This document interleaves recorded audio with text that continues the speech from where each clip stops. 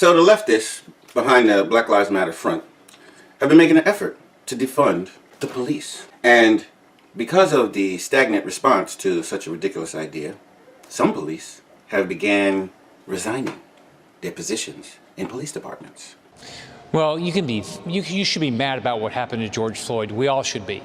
We know we have to make changes. We have to have more accountability. We have to have better training. We can look at those things. But the idea that we're going to get more security by getting rid of the police, I was governor. I never heard these crazy ideas while I was governor. The left has just gone off a deep end. But you know, the most amazing thing about that story is that Hillary Clinton is on the edge of being deposed because of Benghazi. Seattle has been taken over by leftists, by Antifa, by so-called Black Lives Matter response to something that happened in Minneapolis. It's an epidemic of white cops shooting black people. You know, that's the biggest crime in the whole wide world, is that white cops are shooting black people. The thing with systemic racism is that it's so entrenched in society, it is geared up to the detriment of black people, to the dehumanization of black people, to the criminalization of the black identity. So anytime you have the George Floyds, the Breonna Taylors, the Ahmaud Arbery, the Amadou Diallos, you will always find that institutions cover up the racist, racially motivated attacks and killings of these black people. It is systemic racism. But you know, the most amazing facet of that story is that Hillary Clinton is on the edge of being deposed. Leftist groups in the form of Antifa and some bleed over from the Occupy Wall Street mindset have created a zone in Seattle called the Capitol Hill Autonomous Zone.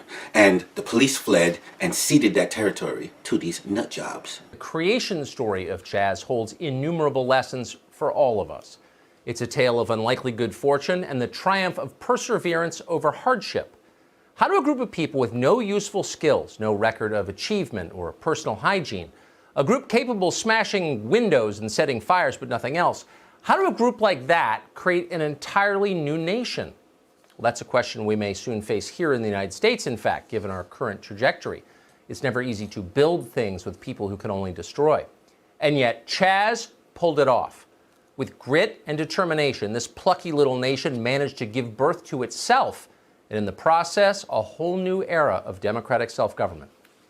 Okay, that's overstatement. They haven't actually built anything in Chaz. It's still mostly graffiti and discarded Starbucks cups.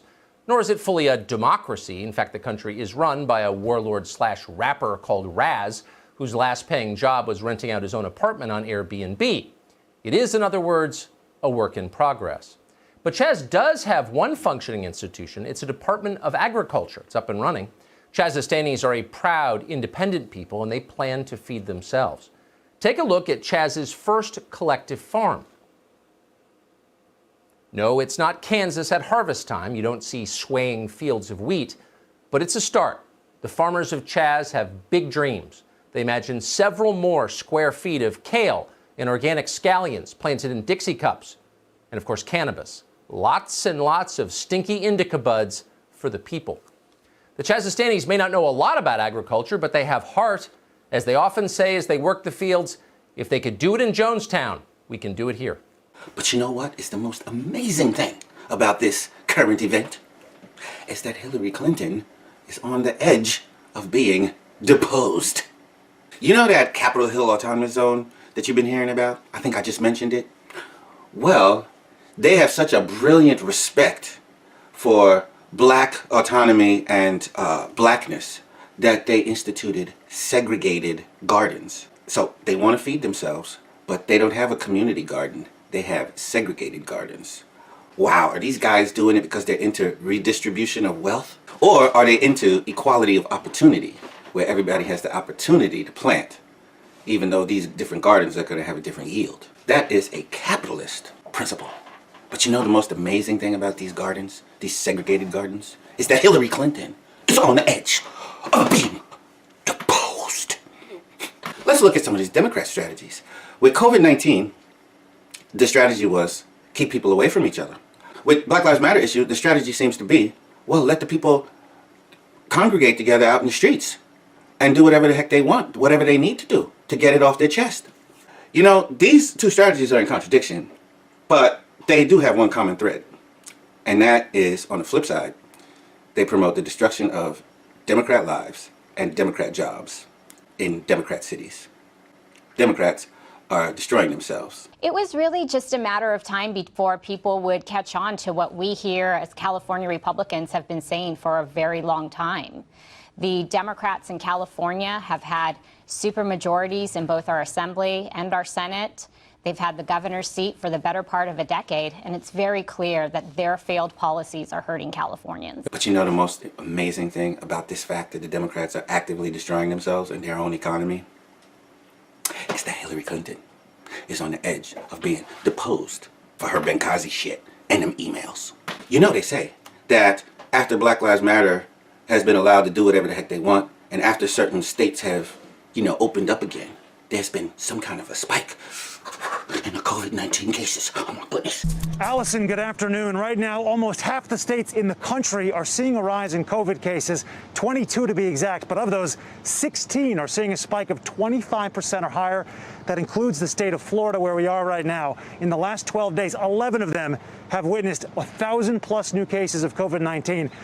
But the most amazing thing about that news is that Hillary Clinton is on the edge of being deposed. Guess what?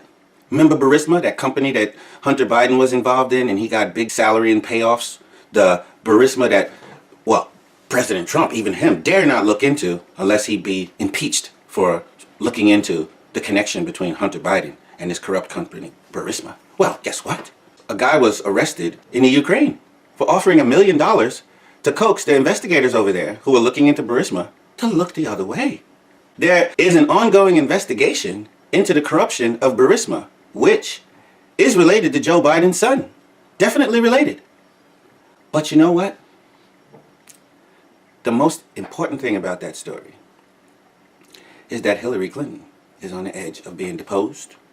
And the second most important thing about that story is that Joe Biden and the Democrats might get politically burned, at least in the news, we hope, for impeaching President Trump as a distraction for Joe Biden's son being involved with Burisma.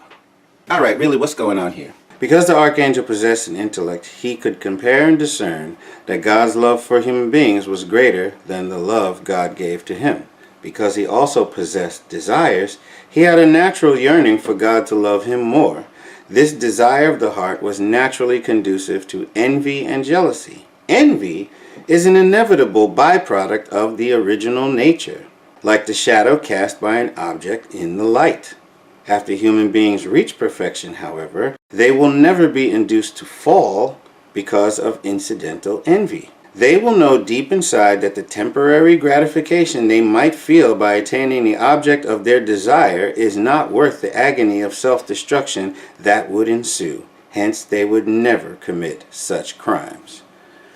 The whole distraction technique of the news, trying to protect their queen bee, Hillary Clinton, is part of a Democrat insurrection.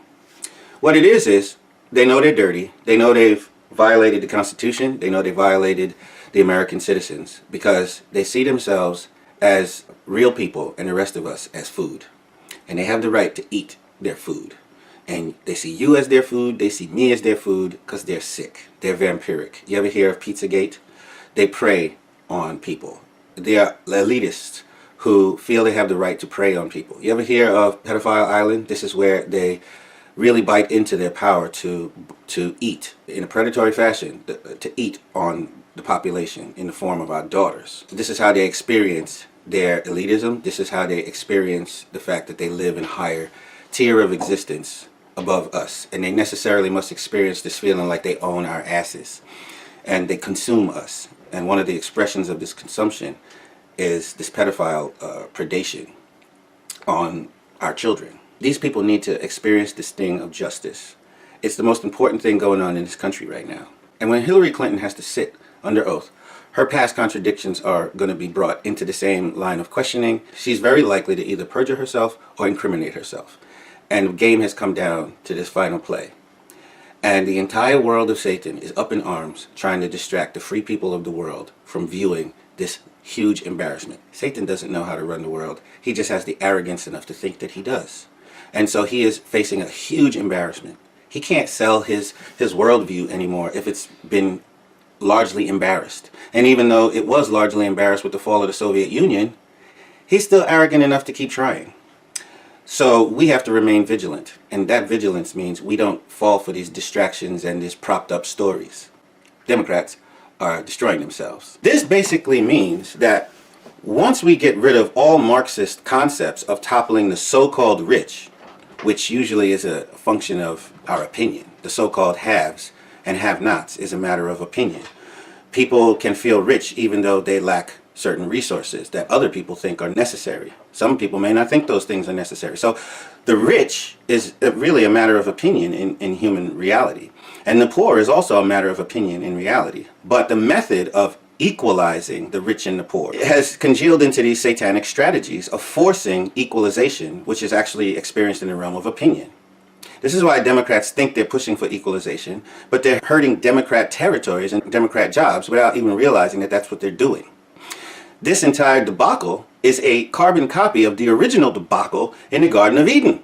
They will know deep inside that the temporary gratification they might feel by attaining the object of their desire is not worth the agony of self-destruction that would ensue. Hence, they would never commit such crimes. Their desire is not worth the agony of self-destruction that would ensue. But once people put away these Marxist strategies, then we can actually grow towards the collective wisdom that keeps us at peace with the fact that different people have different outcomes, with the fact that some gardens produce more crops than other gardens, with the fact that some theories pan out better than other theories, some companies that sell widgets are more successful than other companies that sell widgets. It's just nature. And none of these outcomes would cause us to destroy ourselves, as Marxism prompts us to do. This insurrection has at its core the psychotic origin of Satan's thinking in the garden. Satan not only toppled Adam and Eve in the garden, but he toppled himself. He could no longer stand as an angel anymore, and he became the creature,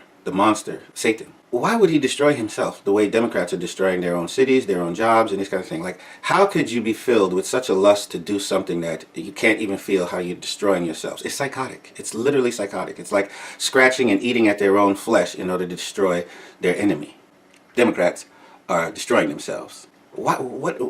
This has its roots in the psychotic response to God's will that Lucifer felt in the garden. Because the archangel possessed an intellect, he could compare and discern that God's love for human beings was greater than the love God gave to him. Because he also possessed desires, he had a natural yearning for God to love him more. This desire of the heart was naturally conducive to envy and jealousy. This is all he has. He ties himself in a knot this way. We are witnessing the life of Satan on display. But why? Why? It doesn't make any sense. If you're hurting yourself even more in your quest for revenge and your quest to topple righteous people, why would you continue doing it? Why wouldn't you surrender? It's the same answer for the question, like, why, if Satan looks at this fucked up world that he created, why doesn't he just quit? Why doesn't he just surrender? Why doesn't he say, okay, you have a turn, Adam, or you have a turn, humanity, or you have a turn, God, because I'm really messing this up. Why doesn't he quit? It's because he has the emotional state of a baby. He's just jealous, and it's a tantrum. It's nothing more than that. Satan is not an emotionally mature being. And Democrat philosophy, Marxist philosophy, is really just a tantrum. It requires that people have this childlike jealousy of the so-called haves. It requires that Satan seed among the people around him the same jealousy that he felt towards Adam. And then it requires that they, in a unified way, fantasize about toppling Adam because he's more gifted or more successful. They require destroying the so-called haves in order to feel this fantasy of their own personal growth and their own personal acquisition and their own personal development. But they keep being like the king who killed the goose that lays the golden eggs. Successful people are like the geese that lay golden eggs. They create jobs and all this kind of stuff. But this irrational lust to be superior to the people who actually are bearing more fruit is psychotic. But that's really at root of what Democrats are doing. And so Black Lives Matter is morphed into a tantrum. All the Karens telling us to stay in our house during the whole COVID-19 lockdown, the people who demonized business owners. What is all this craziness about? It's because Hillary Clinton is about to get the justice, the rational justice for things that she did in her elitist lust. And Satan never wants to actually pay for the destruction that he's wrought. He has no intention of paying for it. Because you know what? The worst thing to him is that he would have to admit that he was wrong all along. And if Hillary Clinton is deposed and dealt with for her crimes, Democrats would be closer to having to admit that they were wrong all along. So all these people have to die, and all these businesses have to die, so that they can avoid the spectacle. It's like a vampire not wanting to look at his own reflection. The last thing they want to see is that Hillary Clinton was actually really wrong. And that when Donald Trump said, maybe I'll appoint a special prosecutor to look into your situation. I didn't think I'd say this, but I'm going to say it. And I hate to say it. But if I win, I am going to instruct my Attorney General to get a special prosecutor to look into your situation, because there has never been so many lies, so much deception. There has never been anything like it. That began the nail biting on the left, and they really don't want to see a reflection of their true selves.